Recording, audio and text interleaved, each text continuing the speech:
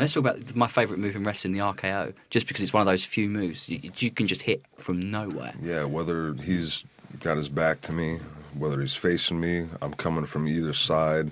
We're in the air, out of a choke slam, even a power bomb. It don't matter. Pedigree me, chances are I'm going to flip out of it, hit you with the RKO, Hunter. You know what I'm saying? I can hit it from any angle, in the air, off the ground, playing dead, playing possum, boom, out of nowhere. And I can do it to everybody, whether it's Big Show, Viscera, Kane, or Taker, or Rey Mysterio. I just don't have to jump as high. You know what I'm saying? Like, it's a great move, and I'm really thankful that, you know, I came up with that finisher. Yeah. Now, did you come up with it yourself?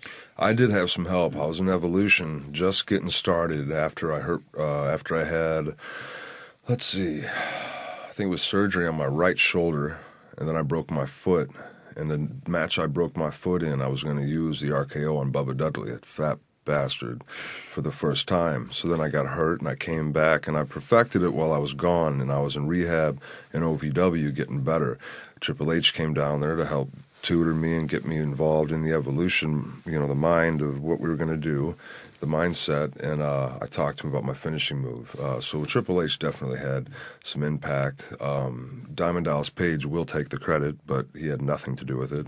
And Johnny Ace, John Laurinaitis, head of talent relations, the vice president of talent relations, rather, he used to do the Ace Crusher. So it's a variation of his move with a lot of help from him and Hunter, helped me realize how I could hit it from every angle. There's very few heels that I think fans actually dislike. I think you're one of the only few. Mm-hmm. Most of them you think, oh, he's quite cool, you know, with Right. even when Triple H, oh, I can't wait for him to be babyface again, he's such a cool guy. Right, so right. what is it about you, and I don't know, I think maybe Edge is the only other one I can think of off the top of my head, that actually you get people to really hate you and really think, actually, if I met Randy Orton, I bet I'd hate him as well. Right. Yeah. You know, that's a good question. I think it's a little bit of natural instinct. You know, there's always that it factor that guys can't be taught. You hear about that. You read about it. You know, people will be putting, you know, me over, for instance, saying he's got that it factor that you can't teach him. And it's just, I think it's really coming into your own, finding a character that you're comfortable with. And it took me 7 years to do it, but I finally realized, you know, what I can do to really get the crowd to hate me. And it doesn't have to be looking at him, turning my attention away from my opponent and saying, screw you, Pittsburgh. You know, I hate all of you. Pittsburgh sucks. That's so cheap. You'll never hear me do that. Or, you know, even talk to the crowd. Very rarely do I do that. If they're cheering for me and I don't want that, and the only thing I can pull out of my hat is to say, you know, shut your mouth. I don't need your help. You know, then, you know, that's pretty much saying, you know, stop cheering for me. I don't want you to cheer for me. Sometimes I'll do that. But pretty much, if I'm beating down a babyface, and I do it in my methodical way where I take my time and make every punch and kick mean something, and then you just turn and you look to the crowd in a certain way, oh, boo. You know, you can get them to really do that and feel it. They're not just doing it because you hate the city they live in, which is so cheap, but they're doing it because they really hate you. And what an evil mother, you know, and that's it. That's the way it's to simple. Do it, isn't it? Yeah. Do you think you could go back to being a babyface again, or do you love it? No. Never. I hated being a babyface.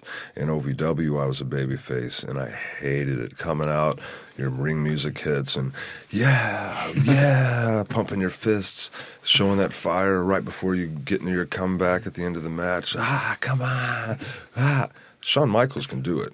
You know, Cena can do it. Batista can do it. Randy Orton, not so much. I'm going to take my time. I'm going to make you say boring and chant boring. And then when you start chanting boring, I'm going to do even less till you realize he's screwing with me. And then you're going to start chanting for that baby face. And I got him in that headlock, the Orton chin lock. Yeah, the famous Orton chin lock. lock. Oh, it's so boring. Yeah, well, you're screaming at the top of your lungs while I'm doing it.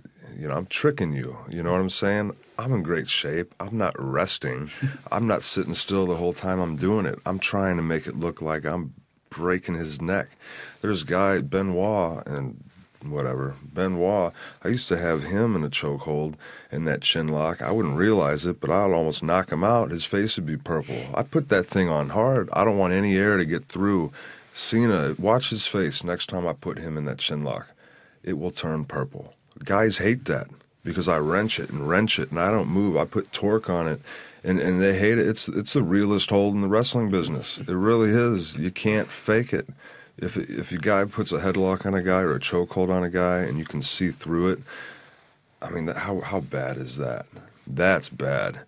But I don't stop moving. I put all the pressure I can on that guy's neck, and I get the fans, either they chant boring or they get into it, but either way, they're not going to make me change my game plan.